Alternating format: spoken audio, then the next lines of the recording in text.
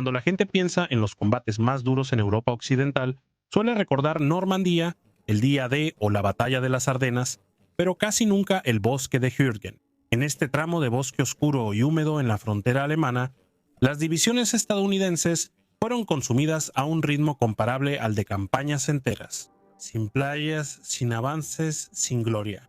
Los hombres morían poco a poco, minuto a minuto, hora tras hora, bajo árboles que explotaban sobre ellos. Esto no era campo abierto ni una guerra de maniobras, tampoco era el tipo de conflicto para el que los estadounidenses se habían preparado. Y para los alemanes ese era el punto mucho antes de que existiera un Reich, mucho antes de que hubiera uniformes. Bosques como estos habían moldeado la forma de combatir de los alemanes. Los bosques densos siempre habían sido lugares donde los invasores perdían su fuerza, donde los números importaban menos que la paciencia, donde la disciplina superaba el impulso. Cuando las legiones romanas marcharon al norte del Rin, no fueron los campos los que las destruyeron, sino los árboles, los senderos estrechos, las emboscadas, el aislamiento. Las legiones se perdieron en bosques que rechazaban pelear bajo reglas romanas. Ese instinto nunca se fue. En 1944, el ejército alemán no necesitaba mitos ni discursos para entender lo que el bosque de Hürtgen les ofrecía. El bosque eliminó las ventajas estadounidenses, los blindados quedaban atascados, los aviones cegados por la niebla y la artillería obligada a disparar a ciegas. Lo que quedaba era la infantería avanzando erguida, lentamente por senderos minados ya medidos y registrados para el fuego. Aquí los proyectiles estaban calibrados para estallar en las copas de los árboles y el terreno mismo era un arma. Aquí, el bosque no necesitaba atacar, solo necesitaba esperar. Divisiones enteras de estadounidenses eran enviadas al bosque no para tomar un terreno decisivo, sino porque, una vez dentro, no podían ser retiradas fácilmente. Las bajas crecían sin pausa. Los hombres morían estando quietos, cargando, heridos, o mientras dormían bajo ramas que se rompían en acero y madera sin previo aviso. El primer ejército de los Estados Unidos no tenía como objetivo el bosque de Hürtgen, sino la línea Siegfriedo, el gran sistema defensivo alemán de la frontera occidental del Reich. Ese era el premio.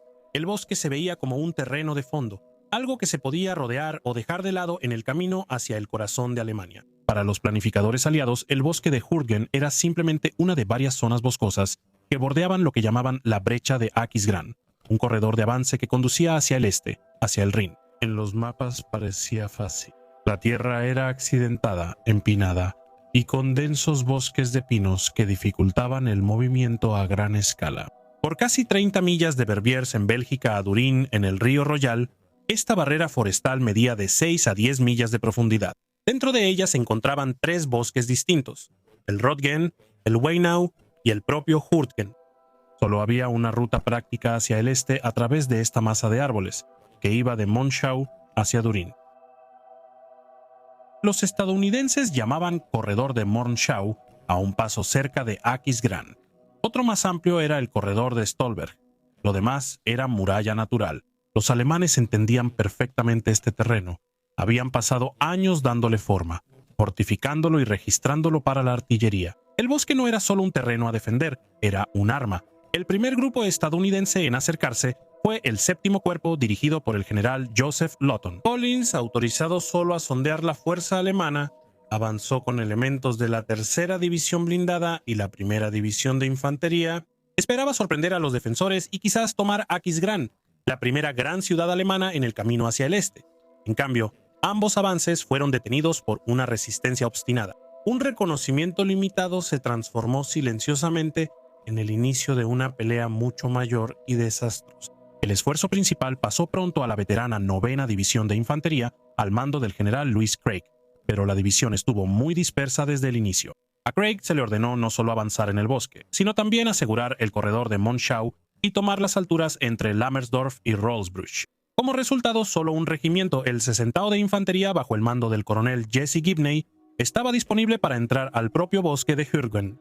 Los sobrevivientes de la 353 a División de Infantería alemana, formada el año anterior y diezmada en Normandía, escaparon del cerco de Falaise y fueron enviados de inmediato al frente. Aunque no estaba a plena fuerza, la división fue reforzada con batallones de fortaleza, unidades de entrenamiento y tropas terrestres de la Luftwaffe. Estos hombres sabían que luchaban en suelo alemán y actuaron en consecuencia.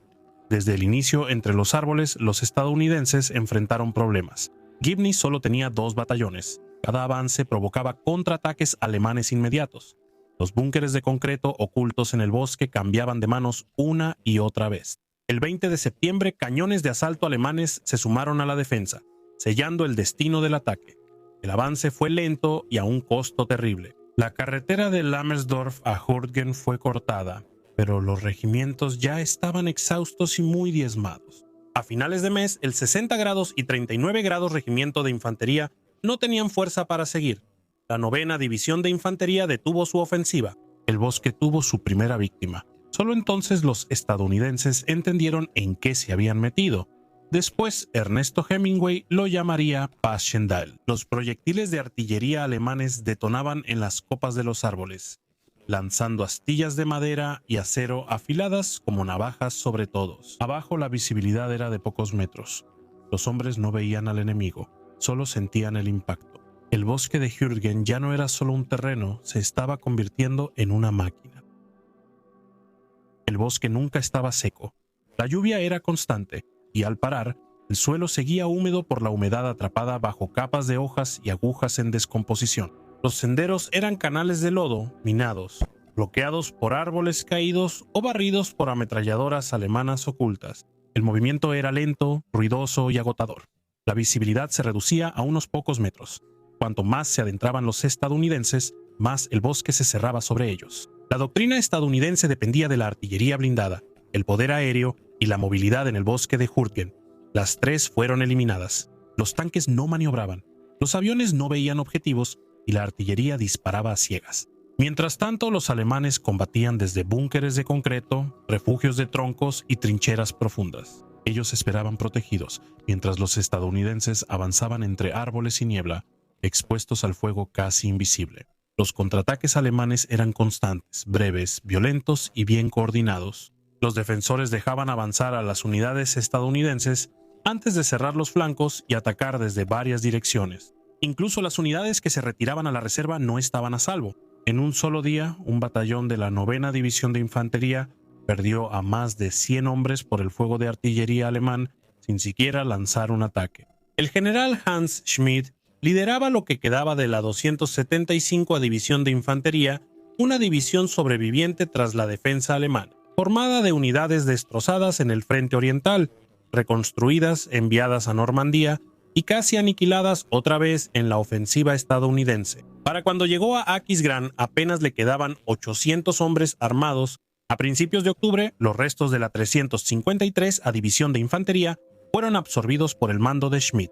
Se sumaron tropas de defensa local, batallones de fortaleza y personal terrestre de la Luftwaffe a la línea. En teoría, la división tenía unos 5.000 hombres. Era una fuerza improvisada unida por la disciplina, el terreno y la artillería. El general Erich Strauber, comandante alemán, entendió lo que ofrecía el bosque y reforzó Schmidt al aumentar la presión estadounidense, no con infantería fresca, sino con fuego. Se sumó artillería de la 89 División de Infantería y un regimiento antiaéreo se usó para fuego terrestre. Se agregó un grupo central de artillería y el bosque se volvió una zona mortal llena de proyectiles. El 11 de octubre llegó un regimiento alemán a plena capacidad, fuertemente armado con armas automáticas y lleno de candidatos a oficiales. Schmidt planeó un gran contraataque al día siguiente que funcionó. Las unidades estadounidenses fueron superadas, flanqueadas y expulsadas de posiciones tomadas en días. Solo la confusión en el mando alemán evitó el colapso total de la línea estadounidense. Unidades alemanas se detuvieron antes de sus objetivos y otras avanzaron demasiado, sin coordinación. Tras 3 días de intensos combates, el 39 Regimiento de Infantería recuperó el terreno, pero las compañías quedaron casi inoperantes. Solo quedaban 2 pelotones, uno con 12 y otro con 13 hombres. Los sacrificios individuales se volvieron comunes. Soldado raso. James Matthews se lanzó entre su comandante de compañía y una emboscada alemana, absorbiendo el fuego destinado a otro hombre. No sobrevivió. Sus acciones fueron reconocidas más tarde, pero no cambiaron nada sobre el rumbo de la batalla. Para finales de octubre, la 9ª División de Infantería había fracasado por segunda vez en limpiar el bosque de Hürtgen. Más de 4.500 hombres fueron bajas. Por este costo, la división había avanzado aproximadamente 3.000 yardas, capturaron prisioneros y mataron alemanes, pero nada cambió. El bosque seguía y los alemanes resistían. Después vino la 28ª División de Infantería, la Guardia Nacional de Pensilvania. Su experiencia no fue diferente, solo a mayor escala. El bosque los destrozó con la misma indiferencia. Más de 6.000 hombres fueron bajas. Los destructores de tanques y los tanques Sherman ardieron. Fueron destruidos por minas y armas ocultas. Se perdió equipo en cantidades asombrosas. Los alemanes también pagaron un precio, pero el intercambio favorecía a la defensa y la batalla seguía. Había formas de rodear el bosque, se pudo haber evitado, se pudo haber aislado, pero eso nunca se hizo. Bajo el mando del general Courtney Hodges, división tras división fue enviada y reemplazada en el bosque. Solo después se argumentaría que el verdadero objetivo habían sido las represas del río Roer más allá del bosque, para evitar la inundación de la llanura y retrasar el avance hacia el Rin. El problema con esa justificación es simple. Las represas no se trataron como una prioridad hasta mediados de noviembre, mucho después de que las divisiones de infantería 9 y 28 ya habían sido destrozadas. Adentro, los hombres de Jürgen murieron sin saber cuál era el verdadero objetivo. Mientras los combates avanzaban al norte hacia Aquisgrán, la primera división de infantería fue atraída al bosque. El equipo de combate del 26º Regimiento de Infantería entró al bosque para despejar colinas que controlaban los accesos a la ciudad. Lo que encontraron fue lo mismo que los que vinieron antes que ellos: combates a ciegas, repentinas ráfagas de artillería y defensores alemanes que parecían surgir de la misma tierra.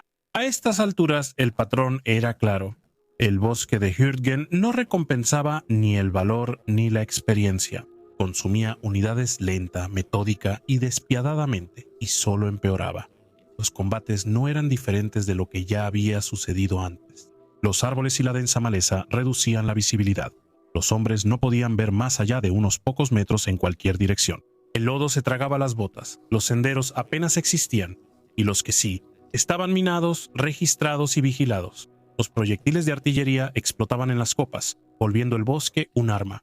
Las explosiones en los árboles causaban terror constante. Con madera astillada y acero cayendo letalmente, el bosque hacía casi imposible asegurar los flancos de una unidad en avance.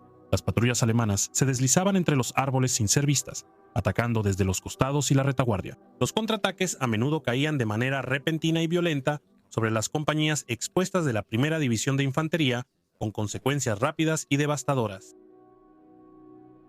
Un momento capturó el carácter del soldado raso en combate. Francis McGraw del 26º Regimiento de Infantería manejaba una ametralladora cuando un contraataque alemán los sorprendió. Disparó hasta que se le acabó la munición, luego corrió de regreso bajo fuego enemigo para reabastecerse. Cuando regresó, un proyectil de artillería destrozó un árbol justo frente a su posición, bloqueando su campo de tiro. McGraw salió de su trinchera, arrastró el arma alrededor del tronco caído y continuó disparando. Otro proyectil explotó, lanzó el arma por los aires y lo arrojó a un lado. Se levantó, tomó el arma y disparó hasta agotar la munición por segunda vez. Sin más opciones, tomó un rifle abandonado y siguió luchando, matando a varios soldados alemanes más, antes de ser abatido por fuego automático. Murió donde estaba. Recibió la medalla de honor tras la guerra. El bosque no tuvo piedad por experiencia o reputación. Luego, la 4ª División de Infantería, una de las más experimentadas del ejército de Estados Unidos, entró al bosque de Jürgen. Desde su llegada a Utah Beach había combatido sin pausa. Su comandante, el general Raymond Barton, recibió la orden de proteger el flanco sur del cuerpo del general Collins. Al despejar el bosque entre Chef, Hewitt y la aldea de Jürgen rumbo al río Roer, la división fue devastada igual que las otras. Además de las bajas, la 4ª División de Infantería tuvo que recibir reemplazos mientras combatía. Muchos de estos hombres no sabían dónde estaban ni a qué unidad pertenecían antes de ser bajas. En 9 días, el 12º Regimiento de Infantería tuvo 1.600 bajas en combates y fuera de combate. La infantería alemana se infiltraba libremente por los bosques, apareciendo de repente detrás de las líneas estadounidenses.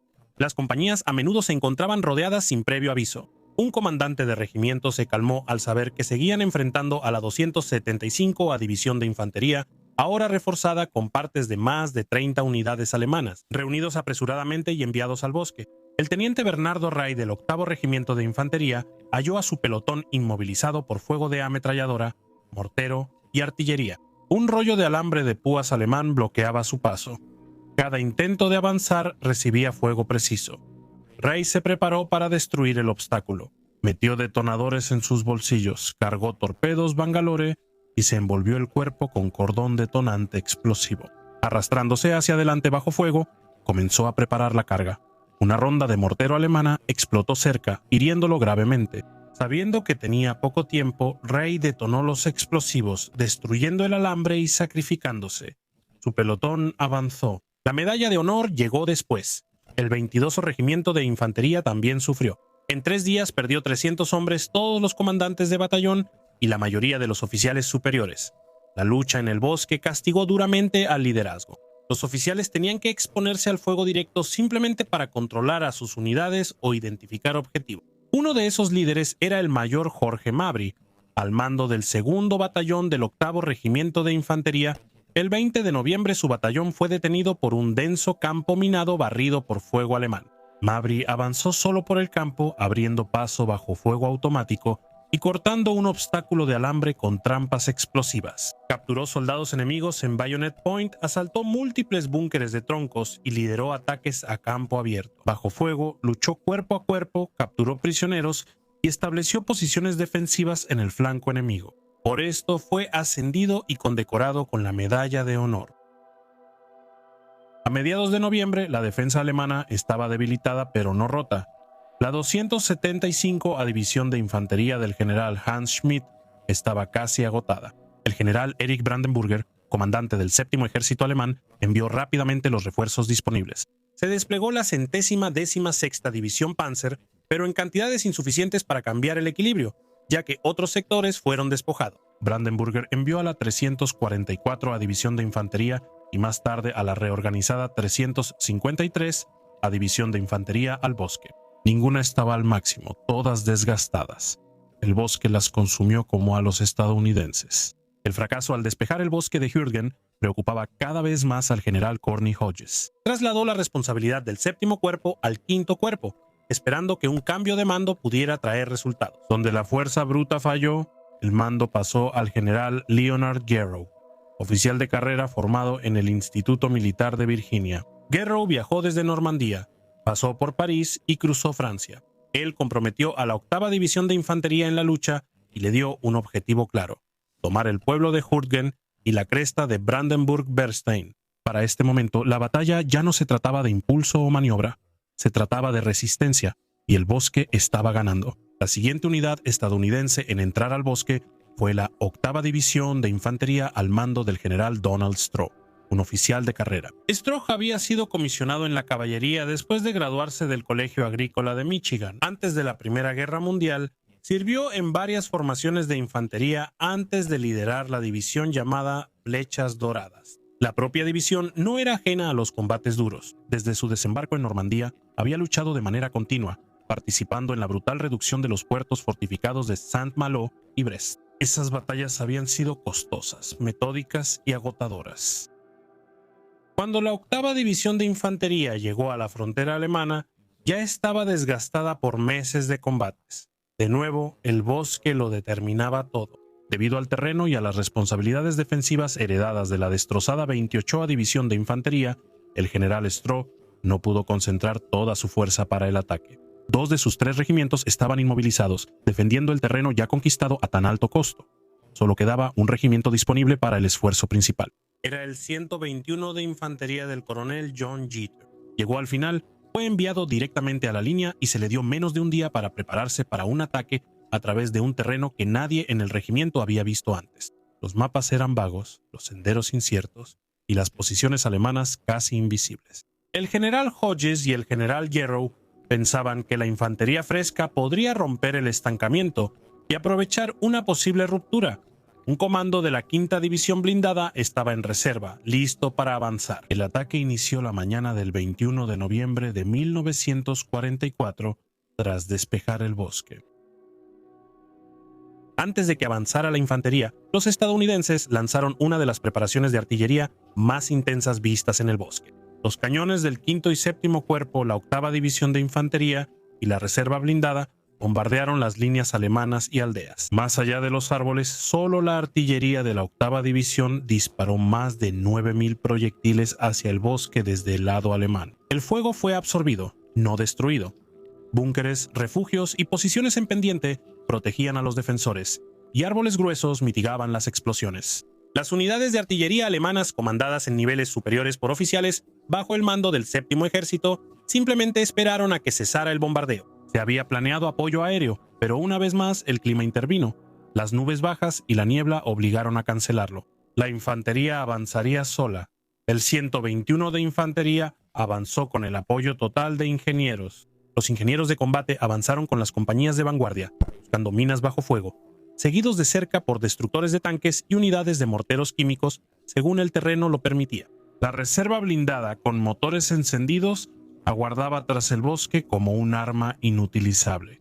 Al avanzar, la resistencia surgió de inmediato. La artillería y morteros alemanes dispararon. Tras el bombardeo, los proyectiles explotaron en los árboles, lloviendo fragmentos. Los campos de minas detuvieron abruptamente a las unidades y el fuego automático surgió de búnkeres de troncos intactos tras el bombardeo. El avance se volvió muy lento. La defensa alemana, aunque estaba formada por unidades agotadas, seguía siendo manejada con gran pericia. Pequeñas unidades permitían a los estadounidenses avanzar y atacar desde posiciones ocultas en zonas de muerte. Las comunicaciones en el bosque eran limitadas, pero los observadores de artillería alemanes en zonas altas y conocedores del terreno seguían dirigiendo el fuego con precisión. El primer día casi no hubo avances. Las bajas por minas y explosiones en los árboles fueron inusualmente altas. Los médicos luchaban por llegar a los heridos, los camilleros peleaban contra el lodo y el fuego de artillería para llevar a los hombres de regreso por senderos apenas lo suficientemente anchos para que pasaran 2 soldados. Al día siguiente, el 121 de Infantería realizó 3 asaltos, pero todos enfrentaron la misma barrera de fuego. Los búnkeres alemanes de troncos reaparecieron donde debían estar destruidos. El fuego de morteros y ametralladoras destrozó a los escuadrones que avanzaban. Una vez más, el avance no se medía en yardas, sino en cuerpos. Para este momento, el patrón era inconfundible. Ninguna artillería ni regimiento podía atravesar el bosque, y ningún plan sobrevivía al contacto con los árboles. La 8ª División de Infantería estaba descubriendo lo que todas las unidades antes que ella ya habían aprendido. El bosque de Hürtgen no cedía ante la fuerza, la absorbía. Pese a todo, hubo momentos en que la voluntad individual hizo avanzar la línea.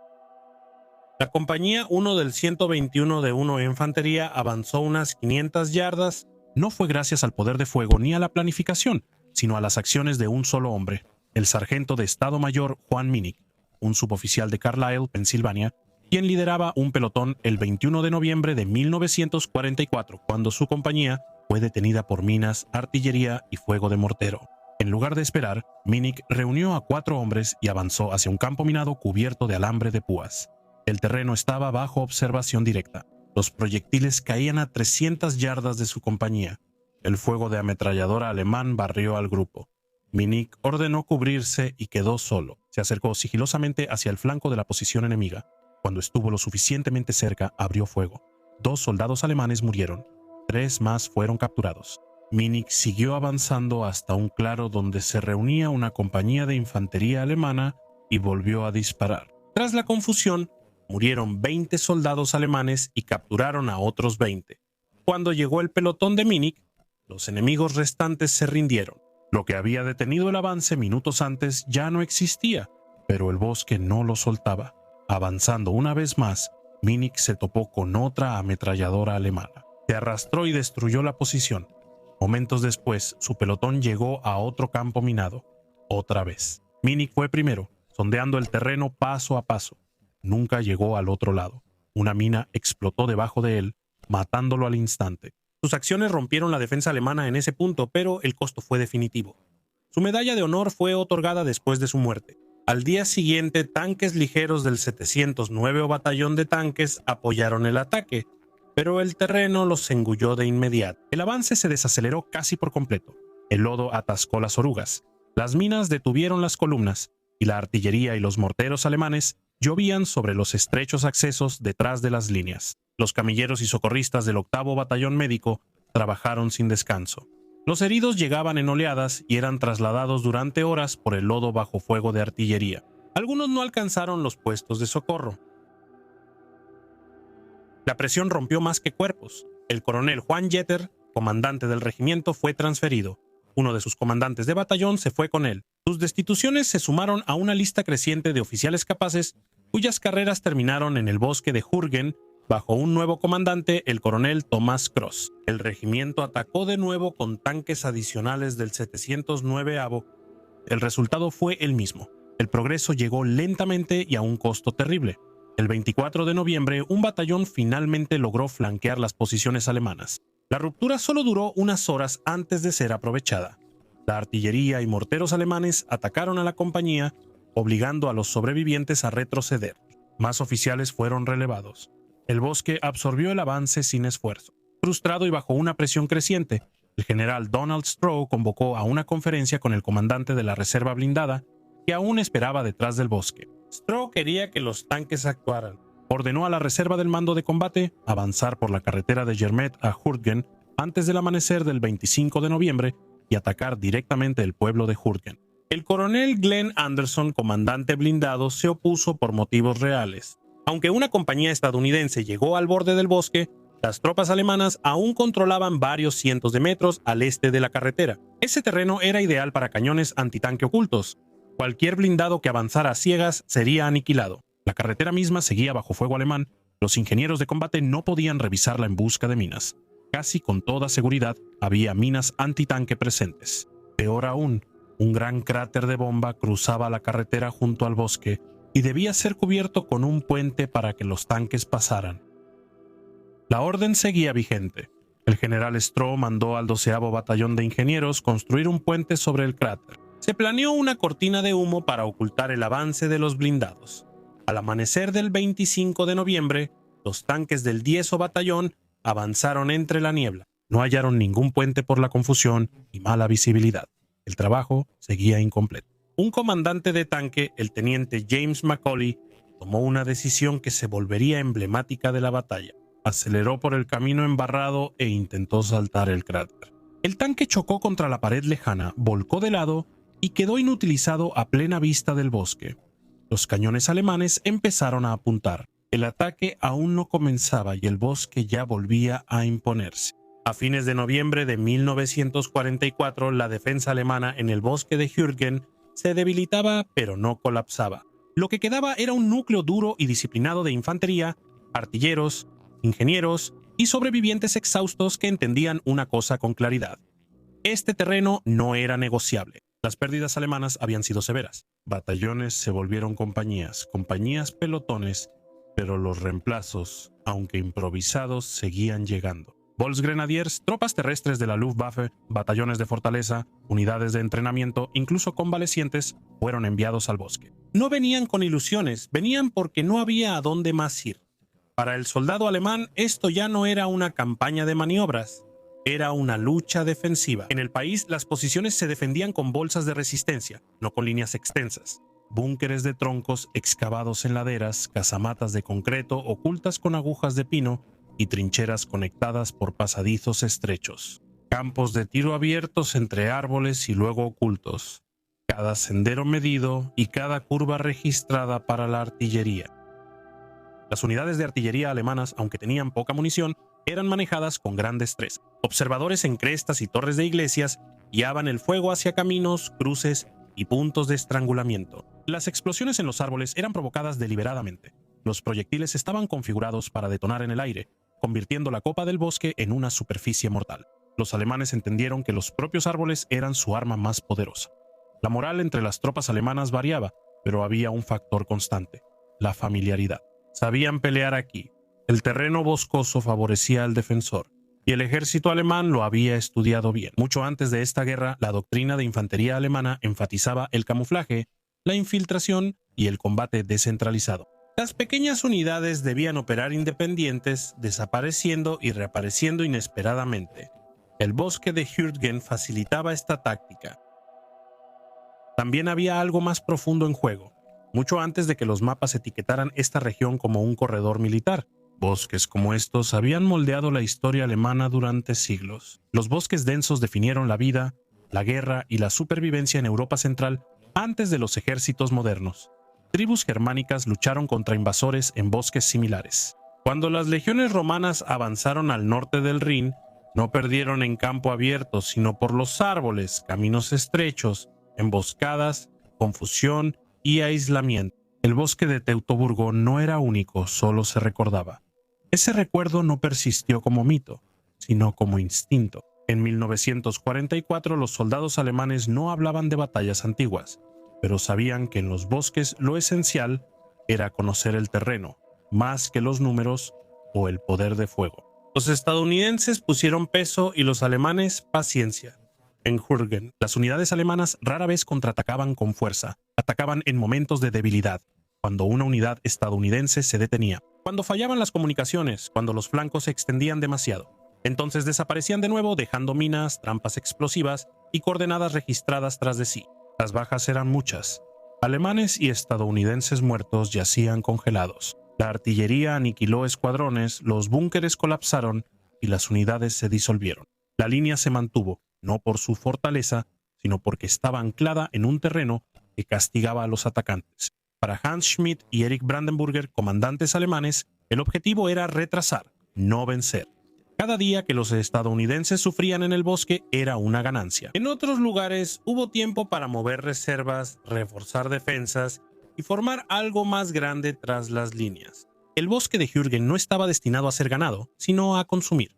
Y en este punto de la batalla estaba haciendo exactamente eso con ambos bandos. Los alemanes entendían mejor esas condiciones que su enemigo.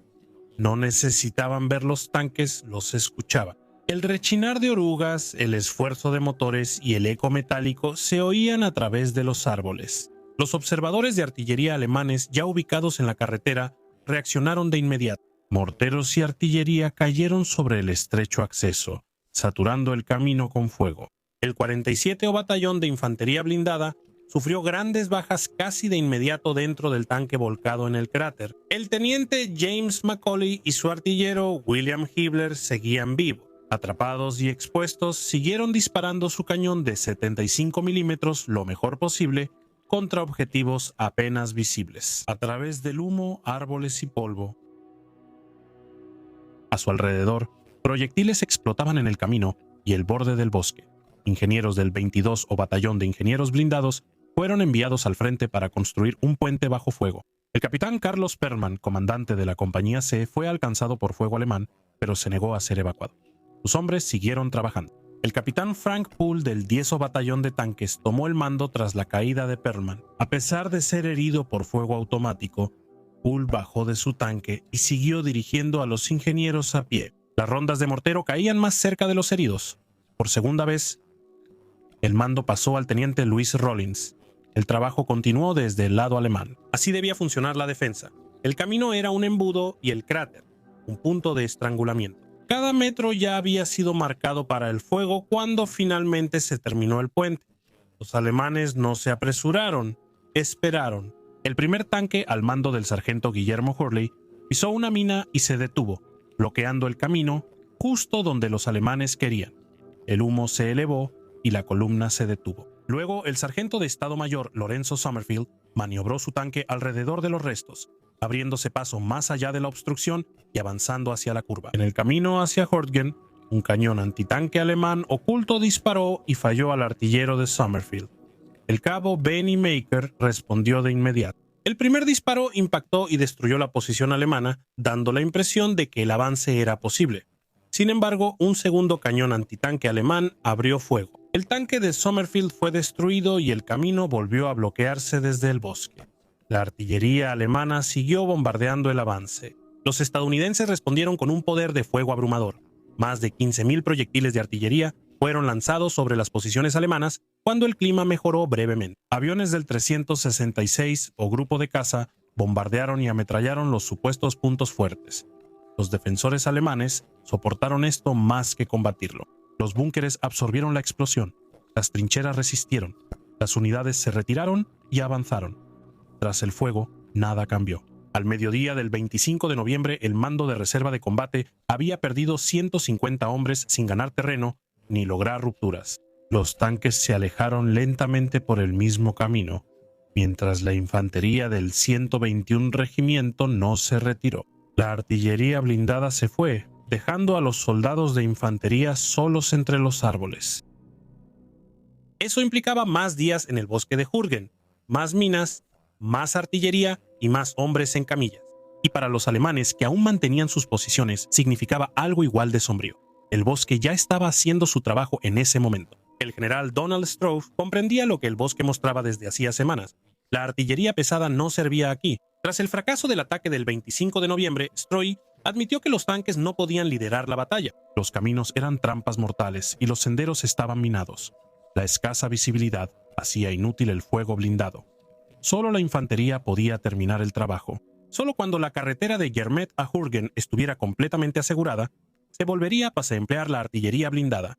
A pesar de las pérdidas, un análisis cuidadoso reveló que algo importante había cambiado para mediados de noviembre. El 121 de Infantería a gran costo rompió varias de las defensas alemanas más fuertes. En esta zona del bosque, los búnkeres cerca de los accesos occidentales fueron destruidos y las minas superadas. Las posiciones alemanas eran más delgadas, fragmentadas e improvisadas al norte. La cuarta división de infantería avanzó, flanqueando posiciones alemanas que antes eran el ancla defensiva contra la división Flecha Dorada. Las unidades alemanas ya no formaban un frente continuo y solo mantenían el terreno en bolsas unidas más por fuego de artillería que por cohesión de infantería. Para los alemanes no fue una retirada planeada, sino un ajuste forzado. Aumentaron las bajas, la munición era limitada y las unidades se redujeron a destacamentos mixtos, con comandantes desconocidos reconociendo la situación. Stroh asumió un riesgo extendiendo sus líneas debilitadas para liberar un batallón en un último intento. Esto permitió que el primer batallón del 13º de Infantería, dirigido por el teniente coronel Morris Casey, fuera asignado al 121º de Infantería del coronel Thomas Cross. El plan era simple pero arriesgado.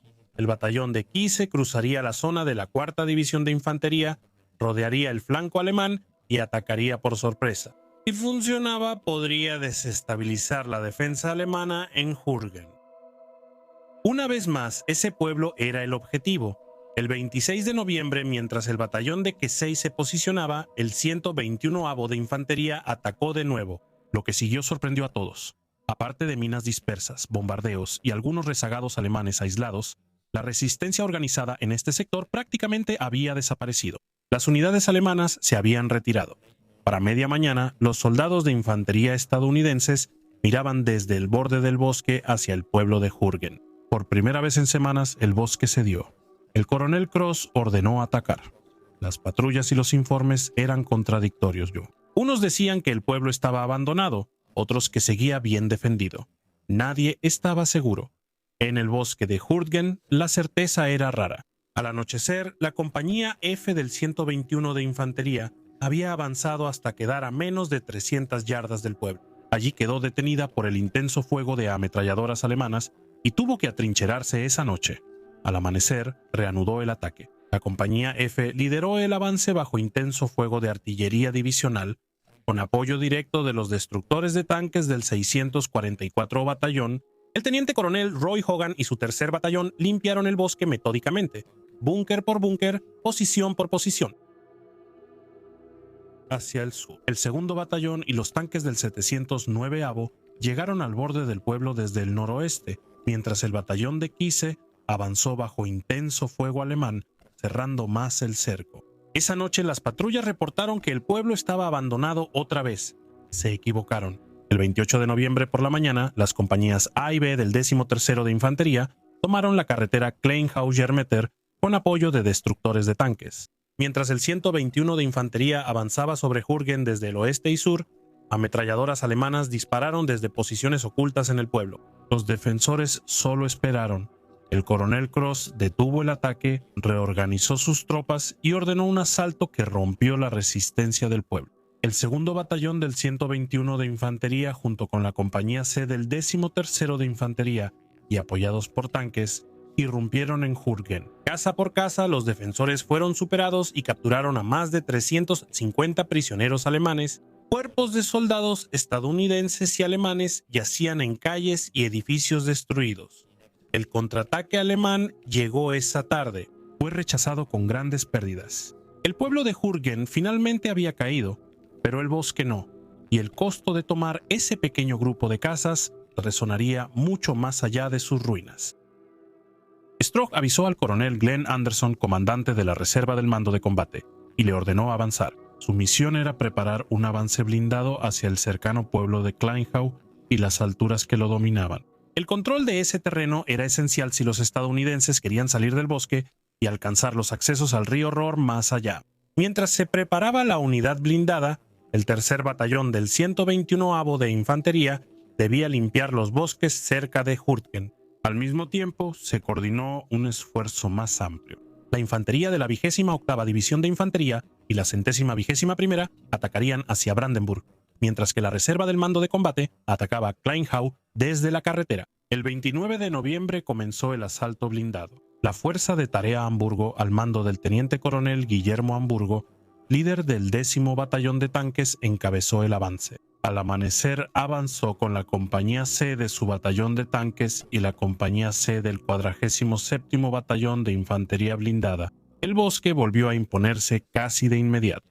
Un pelotón al mando del teniente Roberto Laes se desvió para asegurar el flanco. 4 tanques quedaron atascados en el lodo en cuestión de minutos, inmovilizados antes de poder disparar un solo tiro. El pelotón que los seguía permaneció en el camino y avanzó directamente hacia Kleinhau. A media mañana, los tanques de los tenientes Thomas Maguire y Jorge Kleinstaber entraron en las afueras del pueblo. Con apoyo de la artillería del 95 Batallón Blindado, la fuerza de tarea avanzó hacia Kleinhau. Tanques e infantería blindada adicionales siguieron desde otros elementos de la reserva del mando de combate. En el pueblo, la resistencia fue intensa pero desigual. Un tanque Panzer IV alemán atacó y destruyó un tanque estadounidense antes de ser destruido. Un cañón antitanque oculto en el bosque fuera del pueblo abrió fuego, pero fue localizado y destruido rápidamente por los tanques Sherman.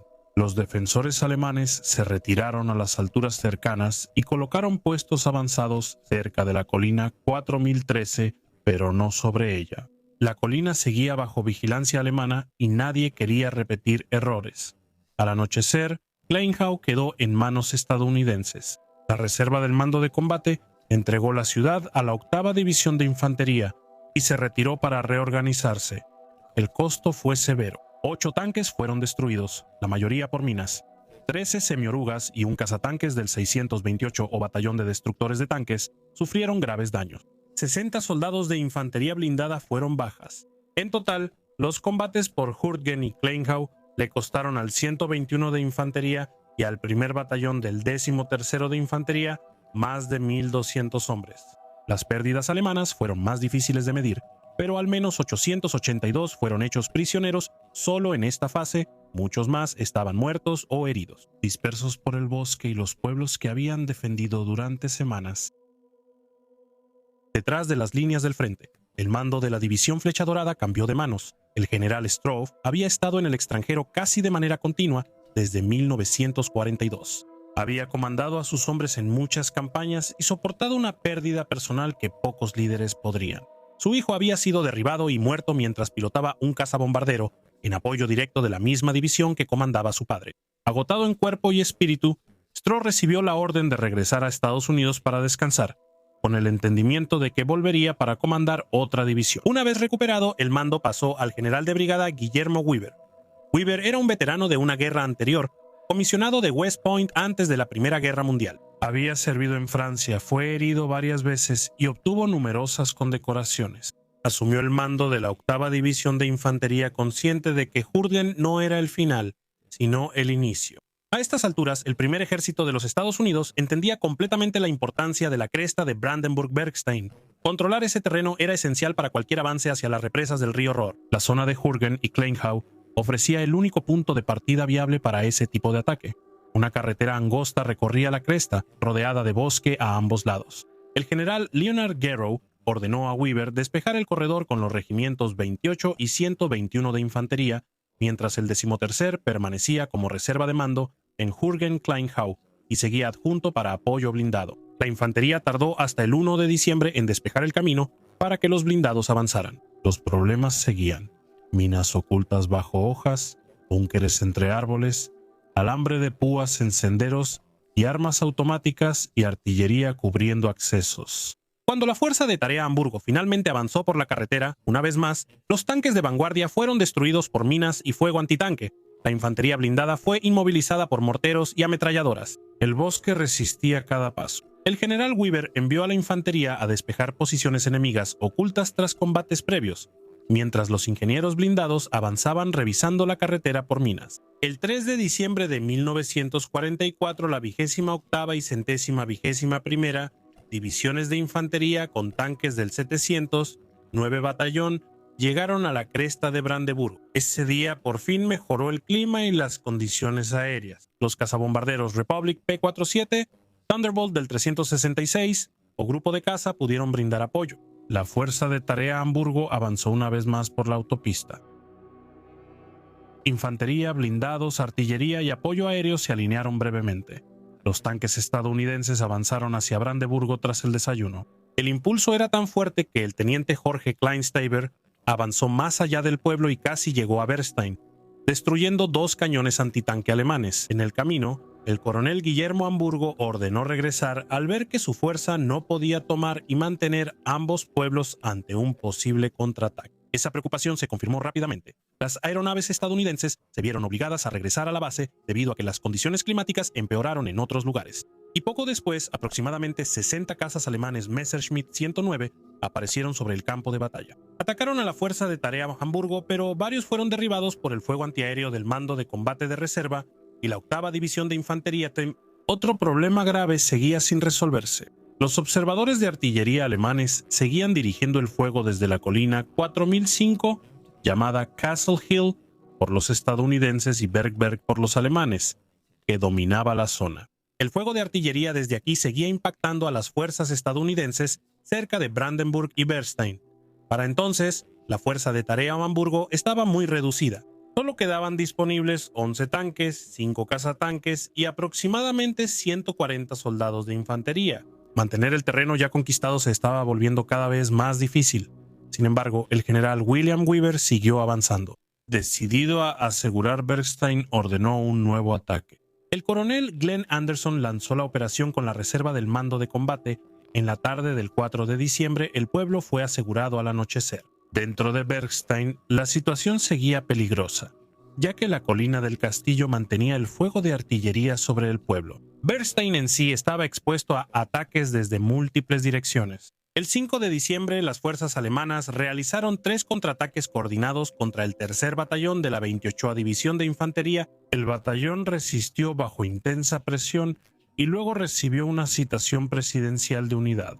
Los comandantes alemanes estaban cada vez más preocupados por la penetración estadounidense en la cresta. Para contrarrestarlo, comprometieron fuerzas adicionales de las divisiones Volksgrenadier 47 y 272. Aunque no estaban a plena capacidad, eran una amenaza seria para las debilitadas unidades estadounidenses. Los primeros refuerzos alemanes llegaron el 6 de diciembre y los contraataques siguieron de inmediato. Estos fueron apoyados por 5 vehículos blindados y numerosos equipos antitanque. Los alemanes casi lograron su objetivo, pero los estadounidenses resistieron en Bernstein. La colina del castillo seguía siendo el principal obstáculo. La artillería alemana siguió atacando Bernstein y sus accesos. Se realizaron 2 contraataques más desde cerca, otra vez con apoyo de artillería observada. En ese momento, la reserva del Mando de Combate estaba casi agotada, y el general Weaver no tenía infantería extra para reforzar la posición.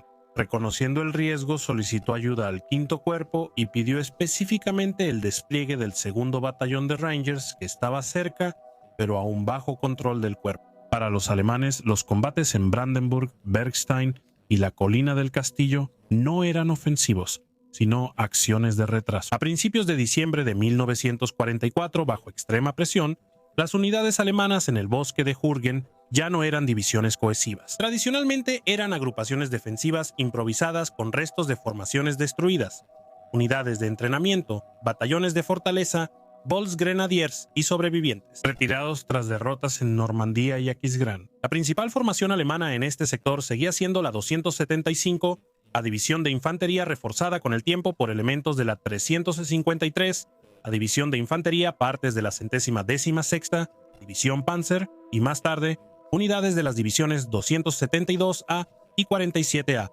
Volksgrenadier. La mayoría de estas formaciones estaban debilitadas, sin armas pesadas y exhaustas. Algunos batallones no llegaban a 300 hombres armados mando. El séptimo ejército alemán, dirigido por el general Erich Brandenburger, formaba parte del grupo de ejércitos B bajo el mariscal de campo Walter. Model entendía que el bosque no podía mantenerse indefinidamente, pero también comprendía su valor.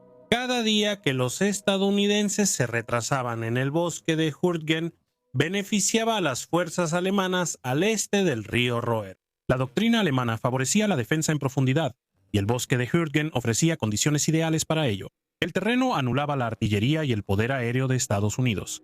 Los caminos estrechos, abetos densos, barrancos y lodo forzaban a la infantería a seguir rutas predecibles. Las unidades alemanas ocupaban búnkeres de troncos, casamatas de concreto y laderas inversas, a menudo invisibles hasta el momento en que abrían fuego. La artillería fue clave. Los artilleros alemanes hacían explotar los proyectiles en las copas de los árboles. Estas explosiones destrozaban troncos y ramas, volviendo la madera fragmentos letales. Incluso los soldados a cubierto eran vulnerables. Esta táctica usaba menos munición que el fuego directo y tenía un gran efecto psicológico en las tropas enemigas. La colina del Castillo 4005 era una de las posiciones alemanas más valiosas en el sector.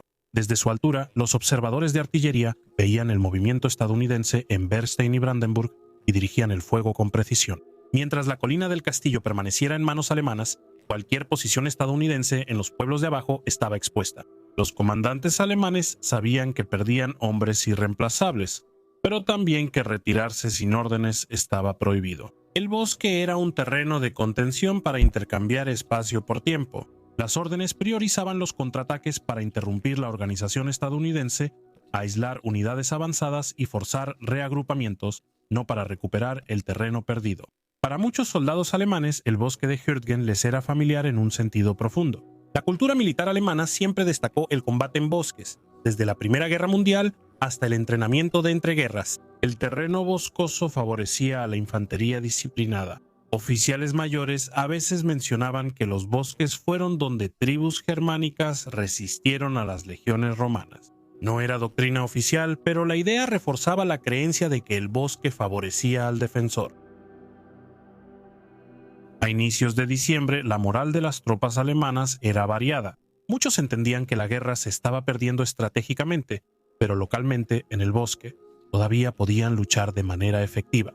Conocían el terreno y los accesos, sabían que los estadounidenses avanzarían entre árboles una unidad por vez. Mientras la colina del castillo se mantuviera en pie, los alemanes creían que aún podían mantener la cresta. Las compañías D, E y F del segundo batallón de Rangers ya eran bien conocidas dentro del ejército de los Estados Unidos para el invierno de 1944. El día D escalaron los acantilados de Point du Hoc bajo fuego para neutralizar la artillería alemana que amenazaba Omaha. Tras alcanzar la cima, los Rangers resistieron 2 días ante ataques alemanes hasta ser relevados. Las pérdidas fueron graves y el batallón pasó semanas absorbiendo reemplazos y reconstruyéndose. Dirigidos por el teniente coronel James Earl Rudder, los Rangers fueron enviados luego a los combates en torno a Brest, Bretaña. Allí protegieron el flanco de la 29 División de Infantería y desempeñaron un papel clave en la captura de Logrist, también conocida como la batería Graf Spee, el 8 de septiembre de 1944. En esa acción, los Rangers capturaron cerca de 1.800 prisioneros alemanes. Tras la caída de Brest, el batallón cruzó París y fue enviado a una zona de entrenamiento y descanso en el bosque de Hürtgen. El 6 de diciembre, el general William Weaver localizó al batallón y le ordenó avanzar. Los Rangers fueron enviados a Bernstein la noche del 6 al 7 de diciembre, llegando temprano, mientras el batallón se preparaba para salir de su vivac. El teniente coronel Rudder fue reasignado inesperadamente para tomar el mando del 109 o Regimiento de Infantería de la 28 División de Infantería. El mayor Jorge S. Williams, oficial ejecutivo, asumió el mando del segundo batallón de Rangers. El momento del cambio fue mal recibido. Un oficial Ranger dijo que era un mal momento para cambiar de mando, especialmente antes de un enfrentamiento importante. Sin embargo, el batallón aceptó la transición, y Williams, quien había sido ascendido recientemente a Mayor, lideró a los Rangers mientras avanzaban a través de las líneas estadounidenses hacia Bernstein. Su presencia tuvo un efecto inmediato en la moral. Los soldados de las unidades cercanas los reconocieron y entendieron su reputación. Un infante de marina recordó haber visto a 3 tenientes Rangers avanzar de noche por el camino, separados y preguntando por posiciones enemigas y la ruta. Tras una breve discusión, los Rangers avanzaron sin ceremonia. Armas listas, el observador notó que la moral de las tropas cercanas subió de inmediato. Al mayor Williams se le asignaron 2 tareas. La primera era tomar la colina del castillo, llamada Colina 4005. Segundo, debía reforzar la defensa de Bernstein ante posibles contraataques alemanes. Para lograr esto último, estableció barricadas al oeste, este y sur del pueblo. Estas fueron reforzadas con pelotones del 893 o Batallón Destructor de Tanques. La colina del castillo la defendía el segundo batallón del 988 Regimiento de Granaderos, de la 272 División Volksgrenadier. Bajo el mando del capitán Adolf Tommy, los defensores alemanes contaban con 36 piezas de artillería cubriendo los accesos. El mayor Williams asignó a las compañías D y F el asalto principal. Los exploradores Ranger avanzaron primero en la oscuridad. Ignoraron los desafíos que pensaban eran en inglés y de pronto notaron que ya estaban detrás de las posiciones avanzadas alemanas. El capitán Duke Slater organizó a las compañías D, E y F y lanzó el ataque. La compañía E encabezó el asalto inicial. Los defensores alemanes, pensando que los exploradores se habían ido y no habría un gran ataque, fueron sorprendidos mientras comenzaba la artillería alemana. Entre los Rangers, las compañías D y F pasaron por delante de la compañía E y continuaron el avance hacia la cima de la colina del castillo. Debajo de la colina, afuera de Bernstein, las compañías A, B y C de los Rangers observaron cómo la artillería autopropulsada alemana se posicionaba. Se solicitó al mando de reserva de combate, que neutralizó la amenaza antes de que interfiriera en el asalto. La compañía D del capitán Mort McBride y la F del capitán Otto Masny ahora enfrentaban un campo abierto que las separaba de las posiciones principales alemanas. En la colina del castillo el terreno ofrecía poca cobertura. Detrás de una andanada de artillería estadounidense, los Rangers avanzaron con bayonetas caladas hacia el fuego de ametralladoras alemanas y un búnker que cubría el acceso. El teniente Lemuel Lamel lideró el asalto de la compañía D. Aunque varios hombres se perdieron cruzando el terreno abierto, los Rangers lograron llegar a la cima de la colina. El avance fue tan rápido que algunos Rangers sobrepasaron el objetivo y comenzaron a descender hacia el río Roa. Antes de que Lamel los detuviera y reagrupara, el capitán Adolf Tommy, líder de los defensores alemanes, ya había previsto una ruptura así. Al penetrar la colina, se activó la artillería alemana planificada y los proyectiles cayeron con mayor intensidad sobre la cima. Como Lommel comentó después, sobrevivir bajo ese fuego ya no era cuestión de entrenamiento o habilidad, sino de suerte. A pesar del bombardeo, los Rangers despejaron las posiciones alemanas restantes y ocuparon los búnkeres y trincheras en la cima de la colina. Las bajas ya eran graves, pero el batallón permaneció en su lugar. Durante los siguientes 2 días, los Rangers resistieron 5 contraataques alemanes decididos. Hubo asaltos de infantería, ataques de paracaidistas alemanes y constante fuego de artillería. Las bajas entre los líderes de los Rangers fueron especialmente graves. En una compañía, todos los oficiales y suboficiales superiores resultaron bajas, dejando la unidad bajo el mando de un sargento. Las comunicaciones eran difíciles, el reabastecimiento limitado y evacuar heridos lento y peligroso. Tarde el 8 de diciembre de 1944, el primer batallón del 13 Regimiento de Infantería finalmente relevó a los Rangers en la colina del castillo. De los hombres que realizaron el asalto inicial, solo 22 pudieron bajar de la colina por su propio pie. El segundo batallón de Rangers tuvo 19 muertos, 107 heridos y 4 desaparecidos. Aproximadamente 1 de cada 4 Rangers que participaron en el ataque resultó ser una baja. Desde la cima de la colina del castillo, las fuerzas estadounidenses ya veían el pueblo de Schmidt, el río Rohr y sus presas. La posición que dominó el campo de batalla por semanas finalmente era estadounidense. En el bosque de Hürtgen, el precio ya se había pagado. A principios de diciembre de 1944, la posición alemana en el bosque de Hürtgen ya no era sostenible. A largo plazo, la pérdida de la colina del castillo eliminó uno de los últimos puntos de observación efectivos que dominaban los accesos a Schmidt, Bernstein y el valle del río Ruhr. Los comandantes alemanes entendieron lo que esto significaba. Sin el control de las alturas, la artillería ya no podía ser dirigida con la misma precisión. El avance estadounidense en los pueblos del sur se volvió más difícil de detener. Las unidades alemanas que seguían luchando en el bosque eran solo sombras de su fuerza original. La 275 a División de Infantería quedó en fragmentos. La 272 a División Volksgrenadier, que ya tenía menos fuerza de lo necesario, sufrió muchas bajas. Durante los contraataques, los refuerzos llegaban gradualmente. Batallones exhaustos, convalecientes reincorporados prematuramente, unidades de entrenamiento enviadas al frente y reemplazos de Volksgrenadier con poca experiencia en combate. A pesar de esto, la resistencia alemana no colapsó de repente. Las órdenes del alto mando eran claras. El bosque debía mantenerse el mayor tiempo posible. Cada hora que los estadounidenses pasaban en los árboles era tiempo ganado para las preparaciones al este del río Rohre.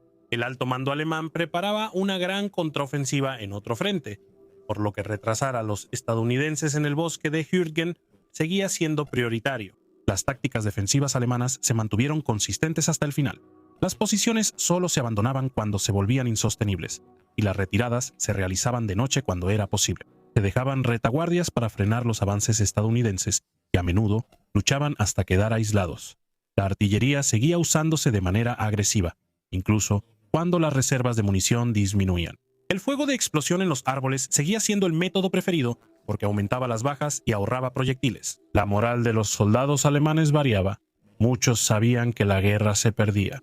Sin embargo, en el bosque vieron que el terreno aún les permitía luchar eficazmente contra un enemigo superior. El bosque frenaba tanques, dejaba aviones en tierra y forzaba a la infantería a avanzar por caminos estrechos donde pequeñas unidades podían causar bajas. Para algunos oficiales alemanes, el bosque de Hürtgen representaba un tipo de campo de batalla familiar. Bosque. El combate en bosques había sido enfatizado durante mucho tiempo en el entrenamiento de la infantería alemana, y a veces se mencionaban referencias históricas más antiguas en conversaciones privadas. Aunque se creía que los bosques beneficiaban a los defensores disciplinados, para diciembre la experiencia superó esa creencia, incluso con el aumento de los costos. El bosque consumía hombres más rápido de lo que podían reemplazarlos. Al aumentar la presión estadounidense y ceder la línea, los comandantes alemanes cambiaron su enfoque. La prioridad pasó a ser preservar las fuerzas que pudieran salvarse para la defensa al este del Rohre. Las posiciones se mantenían el tiempo suficiente para retrasar, luego se abandonaban pueblos como Schmidt y Bernstein, que cambiaban de manos, no porque ya no tuvieran valor, sino porque mantenerlos ya no servía a un propósito estratégico. Cuando la última resistencia alemana en el bosque de Hürtgen desapareció, el campo de batalla estaba devastado y ambas unidades exhaustas. Las formaciones alemanas habían sido desgastadas hasta el punto en que seguir defendiendo dentro del bosque ofrecía poco beneficio. La misión de retrasar se había logrado, pero a un alto costo para el ejército alemán. El bosque de Hürtgen no fue visto como una victoria, sino como un lugar donde el tiempo costó sangre y se sacrificaron divisiones solo para retrasar a un enemigo imparable. El bosque ya cumplió su función. Y con eso llegamos al final de este video. Espero que te haya parecido interesante y que hayas aprendido algo nuevo. Si te gustó, por favor considera dejar un like y suscribirte. Agradezco mucho su apoyo al canal y valoro a cada uno de ustedes. Gracias por ver, nos vemos en el próximo video. Cuídense.